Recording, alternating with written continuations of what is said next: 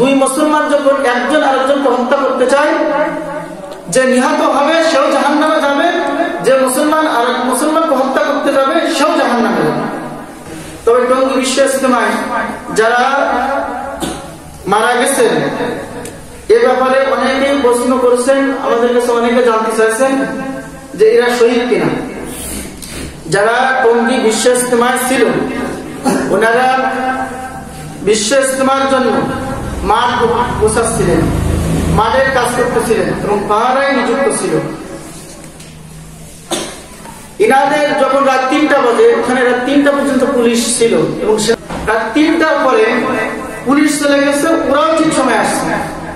তাহলে এটা পরিকল্পিত ভাবে এবং তারা রামদা অস্ত্র শস্ত্র সহ ওখানে যে গেট ভাঙচুর করেন তাদের উপরে আক্রমণ চালাইছে ঘুমন্ত অবস্থায়। তবে যাদের উপরে আক্রমণ চালাইছে তারা তো দা বটি নিয়ে প্রস্তুত ছিল না যে এদেরকে মারার জন্য। ইনারা যে হামলা করে তাদেরকে মারছে, এজন্য যারা আক্রমণ করে মারছে এরা হচ্ছে দোষী। যাদেরকে ঘুমন্ত অবস্থায় যে মারা হয়েছে এবং খুন করা হয়েছে এরা হচ্ছে শহীদ, এর ভিতরে কোনো সন্দেহ নাই। এদের উপরে আক্রমণ করা হয়েছে, এদের উপরে হামলা করা হয়েছে। যারা আজকে আর এক গ্রুপের উপরে আক্রমণ করলো, আল্লাহ রাসূলকে যখন গালি দেয়, এদেরকে বাংলাদেশে একটা মিছিলও দেখা যায়নি। ফ্যাসিবাদী সরকারের বিরুদ্ধে যে আন্দোলন হয়েছে, আমরা রাজপথে আন্দোলন করছি, আমরা বিভিন্ন মাহফিলে মসজিদে প্রতিবাদ করছি, এদেরকে কোনো মাহফিলে বা কোনো মসজিদে বয়ান দিতে দেখা যায় নাই, কোনো একটা মিছিলে দেখা যায় নাই। তারা আবার বলছে যে আমরা ফ্যাসিবাদের বিরুদ্ধে আন্দোলন করছি। আমরা নবীকে যখন গালি দেয়, তোমরা কোথায় থাকো?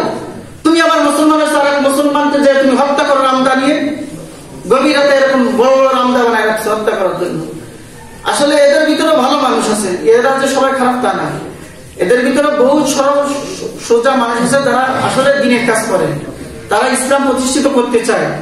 কিন্তু এদের ভিতরে সঠিক ওলামায়ে কেরাম না থাকার কারণে আজকে যাদেরকে ওখানে নিয়ে গেল যে রামদানি, আরে ভাই তুই যে আরেকজনকে হত্যা করতে চাস, তুই কি একবার চিন্তা করেছিস তুই আর এক মুসলমানের মারতে যাচ্ছিস? তুই তো মুসলমান, তুই তো আরেক ভাইকে খুন করতে যাচ্ছিস। আজকে যে মুআজ বিন নূর খুব লাগালাগি করতেছিল, পুলিশ ধরছে, আমার তো বাহাদুরি শেষ।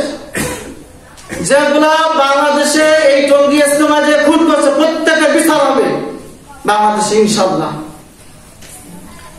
এদেশের ওলামায়ে কেরাম হকের পথে আছে এবং মৃত্যু আগ পর্যন্ত হকের পথে থাকবে। একদল ওলামায়ে কেরাম শেষ